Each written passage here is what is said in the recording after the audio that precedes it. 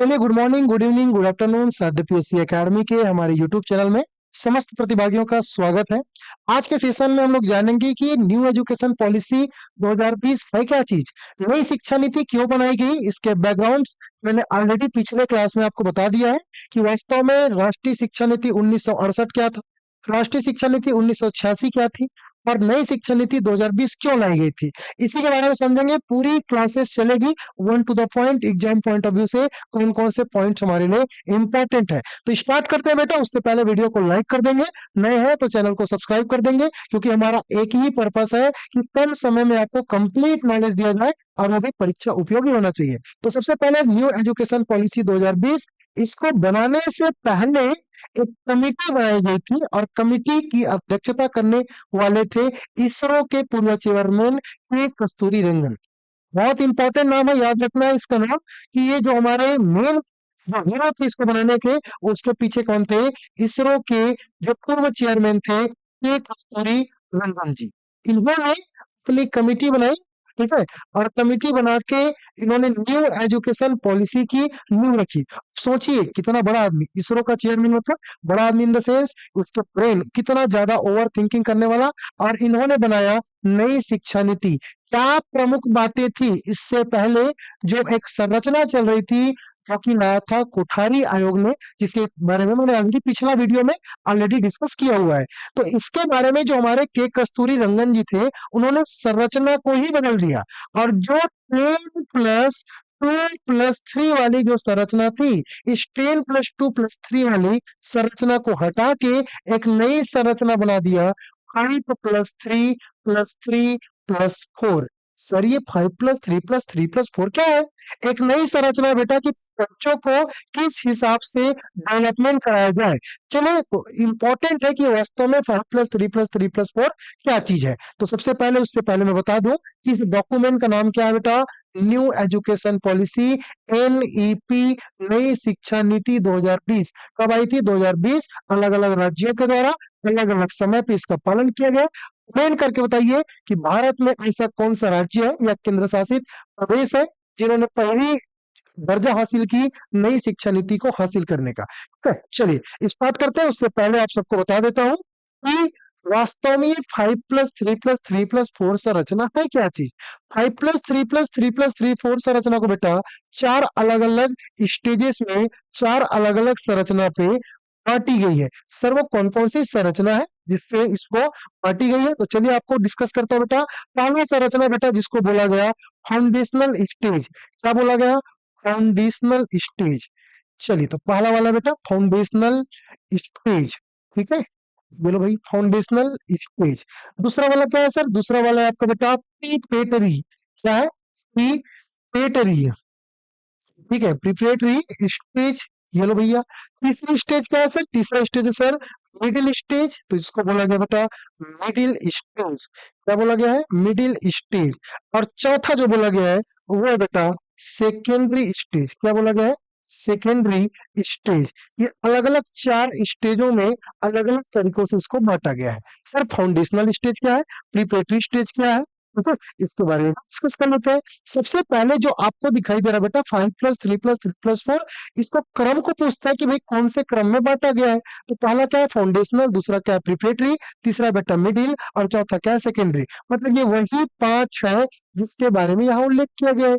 ये वही तीन है जिसके बारे में यहाँ उल्लेख किया है। ये वही तीन है जिसके बारे में यहाँ उल्लेख किया है। ये वही चार है जिसके बारे में यहाँ उल्लेख किया है। मतलब 5+3+3+4 को चार अलग अलग तरीके से क्लासीफाई किया गया है। सर, ये 30 वर्ष के उम्र तक के बालकों के लिए लाया गया था। तो इसको लाया गया बेटा 3 से 18 वर्ष के जितने भी बालक बालिकाएं हैं उसके लिए न्यू एजुकेशन पॉलिसी 2020 लाई गई थी। जहां पे बात होता है बेटा कि जब बच्चा 3 साल की उम्र में होगा, तो 3 साल की उम्र में स्कूल जाएगा, और 3 साल तक मतलब क्या है? इसका मतलब कि बच्चा 3 साल से लेके बच्चा 6 साल तक, 3 से 4, 4 से 5 और 5 से 6 साल, ठीक है, इन 3 साल तक बच्चा बालवाड़ी शिक्षा ग्रहण करेगा। कौन सी शिक्षा ग्रहण करेगा बेटा? बालवाड़ी शिक्षा करने का मतलब है आंगनबाड़ी वाली शिक्षा ग्रहण करेगा। और कहीं ना कहीं जब बच्चा बालवाड़ी शिक्षा ग्रहण करेगा आंगनबाड़ी शिक्षा ग्रहण करेगा और यहीं पे बच्चे का कहीं ना कहीं बाकी चीजों का लगाव स्टार्ट हो जाएगा। बाकी चीजों का मतलब शरीर का विकास, संज्ञानात्मक विकास, और बाकी जो 2 साल बच गया बेटा, बाकी जो 2 साल बच गया, उसमें जो बच्चा है वो 6 साल की उम्र में, 6 से 7 और 7 से 8 साल की उम्र में क्लास पहली और क्लास दूसरी की पढ़ाई करेगा। क्लास पहली और दूसरी की पढ़ाई करेगा। तो यहाँ पे देख रहे हैं, इस 5 को मैंने 2 अलग अलग भागों में बांट दिया। एक बांट दिया 3+2। 3 साल तक बच्चा कोई पढ़ाई लिखाई नहीं करेगा, बस आंगनबाड़ी और बालवाड़ी में जाकर खेलेगा, खेलेगा कूदेगा मौज मस्ती करेगा, ताकि उस माहौल पे बच्चा क्या हो सके, एनरोल हो सके। 2 साल तक बच्चा पढ़ाई करेगा पहली और दूसरी का, जहाँ पे उसकी उम्र पहली क्लास पढ़ेगा तो रहेगा 6 साल, और दूसरी क्लास पढ़ेगा तो रहेगा 7 साल। ये पूछा जाता है कि पहली क्लास का बच्चे का उम्र कितनी होनी चाहिए। तो पहली क्लास के बच्चे का उम्र होनी चाहिए बेटा 6 साल। कितनी होनी चाहिए? 6 साल। याद रखना है, पहली क्लास के बच्चे की उम्र कितनी होनी चाहिए बेटा? 6 साल। 6 साल में बच्चा पहली क्लास में पढ़ता है। ठीक है, इतनी बातें ठीक है सर। और कौन कौन सी बातें हो सकती है सर? इस उम्र में बच्चों को कोई पेपर वेपर दिलाने की जरूरत नहीं है। मतलब यहाँ पे इन लोग का परीक्षा आयोजन नहीं होगा, परीक्षा इन लोग की नहीं ली जाएगी, कोई एग्जाम नहीं, कोई मेंटल प्रेशर नहीं। बस बच्चा जाएगा, खेलेगा कूदेगा, थोड़ा बहुत पढ़ाई कर लेगा, उसके बाद बच्चा आ जाएगा। मतलब किसी तरीके की कोई चीजों की आवश्यकता नहीं है। सर इन लोग को किस लैंग्वेज में सिखाने की बात हुई है?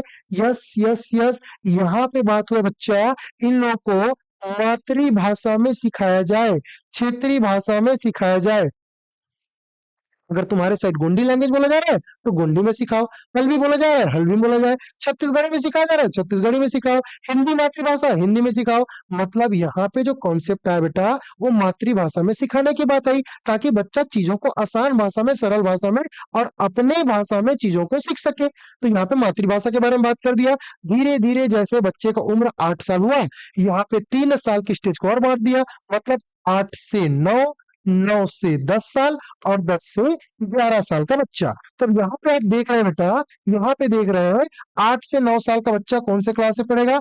8 से 9 साल का बच्चा तीसरी क्लास पढ़ेगा, थर्ड क्लास, है ना। 9 से 10 साल का बच्चा पढ़ेगा बेटा चौथी, और उसके बाद बच्चा पढ़ेगा पांचवी। तो ये जो 3 वाला स्टेज, इसको बोलते हैं बेटा प्रीपरेटरी स्टेज। क्या बोलते हैं? प्रीपरेटरी स्टेज। 8 साल का बच्चा तीसरी क्लास, 9 साल का बच्चा चौथी, और 10 साल का बच्चा पांचवी पढ़ेगा। यहाँ पे सर क्या बच्चा पेपर दिलाएगा? यस यस यस, यहाँ पे बच्चा क्या करेगा? पेपर दिलाएगा। तो यहाँ पे बच्चे का एग्जाम होगा, और यहाँ पे बच्चे को ना बेटा हिंदी लैंग्वेज सिखाई जाएगी। हो सकता है कि आपकी भाषा छत्तीसगढ़ी हो सकता है आपकी मातृभाषा गोंडी हो, लेकिन हिंदी तो आना चाहिए ना। क्योंकि जो आपका बुक पढ़ना है बेटा, वो पढ़ना है हिंदी का। क्या पढ़ना है? हिंदी का पढ़ना है। तो हिंदी की आपको अनिवार्यता लाई गई है, हिंदी के बारे में बात कही गई है। उसके बाद धीरे धीरे इसमें एक चीज और जोड़ दिया गया। क्या चीज जोड़ दिया गया सर? ये हिंदी भाषा में तो सिखाना है, एग्जाम भी लेना है, परीक्षा पास भी करना है, साथ ही साथ एक इम्पोर्टेंट चीज, ठीक है, साथ ही साथ एक इम्पोर्टेंट चीज जोड़ा गया। और वो इम्पोर्टेंट चीज क्या था? वो इम्पोर्टेंट चीज ये था बेटा कि इस समय बच्चे को प्रिपरेटरी स्टेज में हिंदी की ज्ञान होनी चाहिए, एग्जाम भी होनी चाहिए। साथ ही साथ बच्चों को उनके संज्ञानात्मक विकास के साथ साथ बौद्धिक विकास, आध्यात्मिक विकास के बारे में भी बात किया गया। तो कम से कम तीसरी क्लास तक के बच्चों को बेटा FLN आनी चाहिए। यहीं पे बात हुआ FLN। सर ये क्या है FLN? इसका मतलब बेटा फाउंडेशनल लिटरेसी न्यूमेरेसी, हिंदी में बुनियादी संख्यात्मक ज्ञान। ये पूछा जाता है किस क्लास तक के बच्चे को बुनियादी संख्यात्मक ज्ञान आना चाहिए। बुनियादी संख्यात्मक ज्ञान मतलब है कि गणित के छोटे छोटे कॉन्सेप्ट आने चाहिए। किस क्लास तक के बच्चे को? तीसरी क्लास तक के बच्चे को बोल रहा हूँ, तक, तीसरी क्लास से नहीं बोल रहा हूँ, तीसरी क्लास तक के बच्चे को FLN आना चाहिए, फाउंडेशनल लिटरेसी न्यूमेरेसी आना चाहिए, संख्यात्मक ज्ञान आनी चाहिए। तो कहाँ पे बात किया बेटा? प्रिपरेटरी स्टेज में बात की गई है। उसके बाद मैं आपको बताता हूँ बेटा मिडिल स्टेज। मिडिल स्टेज में क्या होता है? बच्चा 11 साल का रहता है, तो 11 से 12, 12 से 13 और 13 से 14। यहाँ पे बच्चा अलग अलग क्लास की पढ़ाई करता है। अलग अलग क्लास की पढ़ाई करता है, इसका मतलब ये है कि बच्चा पढ़ेगा छठवीं, बच्चा पढ़ेगा सातवीं, बच्चा पढ़ेगा आठवीं। यहाँ पे छठवीं सातवीं आठवीं की पढ़ाई कर रहा है। छठवीं क्लास से ही बेटा यहाँ पे ना मिडिल स्टेज में वोकेजनल कोर्स की शुरुआत होती है। किसकी शुरुआत होती है? वोकेजनल कोर्स की शुरुआत होती है। हिंदी में बोलते हैं बेटा व्यवसायिक कोर्स। सर ये क्या है? वोकेजनल कोर्स, व्यवसायिक कोर्स। व्यवसायिक कोर्स कहने का मतलब ये बेटा, किसी को सिलाई कढ़ाई करना पसंद है, तुम सिलाई कढ़ाई करो। तुमको कंप्यूटर चलाना आता है, कंप्यूटर चलाओ। प्रोग्रामिंग करने की इंटरेस्ट है, प्रोग्रामिंग करो। कंप्यूटर की सी प्लस लैंग्वेज सीखना है, सी प्लस सीखो। जो तुम्हारा इंटरेस्ट है वो वोकेजनल कोर्स में तुम सीखोगे। और वोकेजनल कोर्स जो कि आईटीआई में होता है, 10वीं के बाद होता है, उसको छठवीं क्लास में प्रारंभ करने की बात कही गई है। यहाँ से बच्चों को ना सर हिंदी के साथ साथ जो हमारे संविधान में 22 भाषा दिया गया है, उन 22 भाषा में से एक भाषा आपको आनी चाहिए। अब ये कमेंट करके बताओ कि ये 22 भाषा का उल्लेख किस अनुसूची में है? अनुसूची पूछ रहा हूँ, कमेंट करके बताना। ये 22 भाषा में से एक भाषा आना चाहिए। क्या 22 भाषा में अंग्रेजी है? नहीं है अंग्रेजी, तो अंग्रेजी तो शामिल ही नहीं है। और यहाँ पे मिडिल स्टेज में जब मैं बात कर रहा हूँ, वो केजरीवाल कोर्स की शुरुआत होनी चाहिए। यहाँ पे कंप्यूटर की शिक्षा अनिवार्य कर दी गई कि भैया कंप्यूटर की शिक्षा आनी चाहिए। तो इतनी बातें यहाँ की गई है बेटा। उसके बाद सेकेंडरी स्टेज। सेकेंडरी स्टेज कहने का मतलब ये बेटा कि बच्चा जो है 14 से 15, 15 से 16, 16 से 17 साल और 17 से बेटा 18 साल। यहाँ पे आप देख रहे हैं 14 साल में बच्चा 9वीं पढ़ेगा, 15 साल में 10वीं पढ़ेगा, 16 साल में 11वीं पढ़ेगा और 17 से 18 साल में उसकी 12वीं कंप्लीट हो जाएगी। और इस तरीके से पूरे 3 से 18 वर्ष तक के बच्चों के लिए इस न्यू एजुकेशन पॉलिसी में बात की गई है। क्या क्या क्या इस समय भाषा क्या रहेगी सर? यस बेटा, इस समय भाषा रहेगी फॉरेन लैंग्वेज की बात की गई है, विदेशी भाषा सीखने की बात की गई है। तो बच्चों को हम क्या करेंगे? विदेशी भाषा सिखाएंगे। लेकिन क्या ये सही में पॉसिबल है? फिलहाल ये पॉसिबल नहीं है। लेकिन चाइनीज को छोड़ के, किसको छोड़ के? चाइनीज भाषा को छोड़ के आपको कोई भी एक फॉरेन लैंग्वेज सिखाने की पहल न्यू एजुकेशन पॉलिसी में की गई है। तो इतनी बातें आपको याद रखना है किसमें? सेकेंडरी स्टेज में। ठीक है। साथ ही साथ आपको बता दूं बेटा कि इस न्यू एजुकेशन जो हमारी पॉलिसी है, न्यू एजुकेशन जो हमारी पॉलिसी है, ये किस संरचना पे आधारित है? तो यस सर, आपने बता दिया है कि ये संरचना है 5+3+3+4। ये कितने उम्र के बच्चों के लिए सर? तो 3 से 18 वर्ष के उम्र के बच्चों के लिए। बता देता हूं बेटा, gross enrolment ratio, sir Hindi में सकल नामांकन अनुपात। ये क्या होता है सर? सकल नामांकन अनुपात। इसका मतलब है बेटा कि जितने बच्चे हैं उस सबको कहाँ शामिल करना है? स्कूल में शामिल करना है।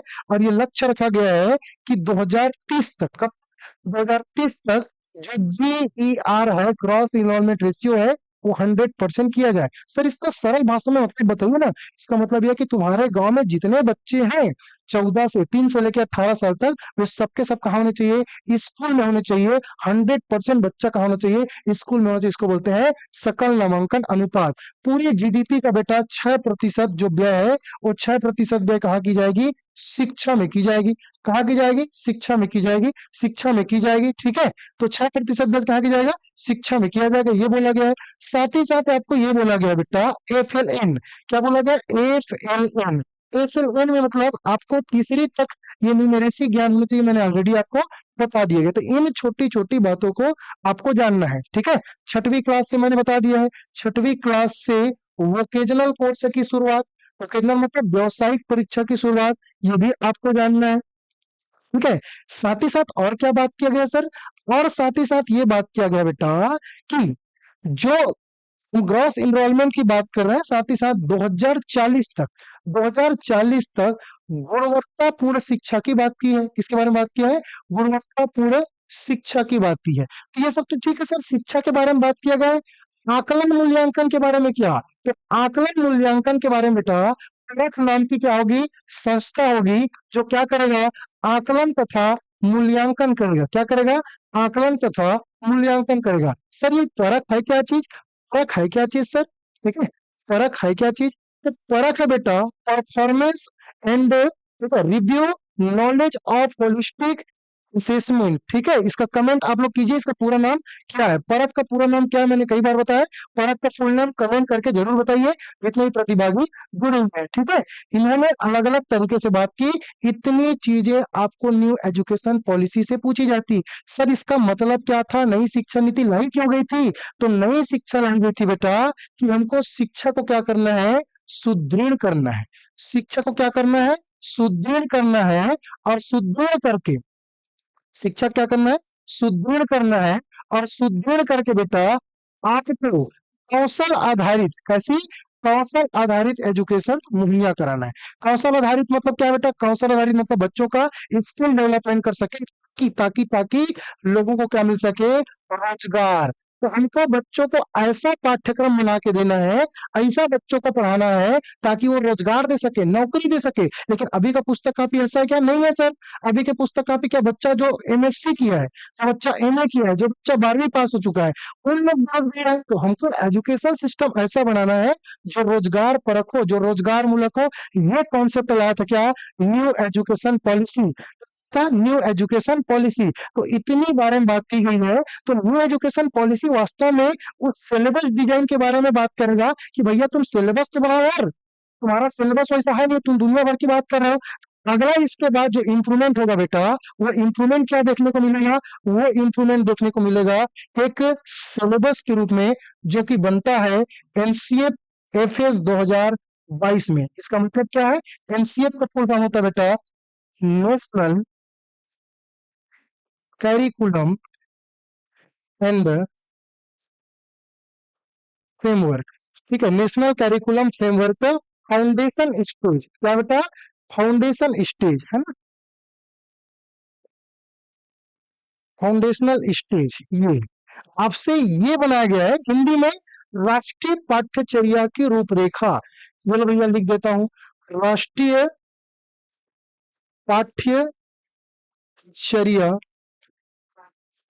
की रूपरेखा, ठीक है, राष्ट्रीय पाठ्यचर्या की रूपरेखा, ठीक है, 2022। आपने नई शिक्षा नीति 2020 में आया, ठीक है, नई शिक्षा नीति 2020 में आया। अब आपको राष्ट्रीय पाठ्यचर्या की रूपरेखा तैयार करना है 2022 में। कब करना है, 2022 में।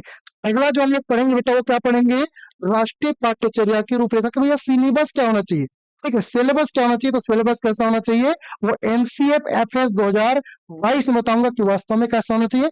कम समय में आपको कितना नॉलेज मिला, ये कमेंट करके जरूर बताइए। बहुत बहुत धन्यवाद, थैंक यू सो मच। ये पीडीएफ कहाँ मिलेगा सर, साथ पीएससी एकेडमी के हमारे टेलीग्राम और साथ ही साथ हमारे एप्लीकेशन, इसको मैं डलवा दूंगा। तब तक के लिए जय हिंद, जय भारत, जय छत्तीसगढ़।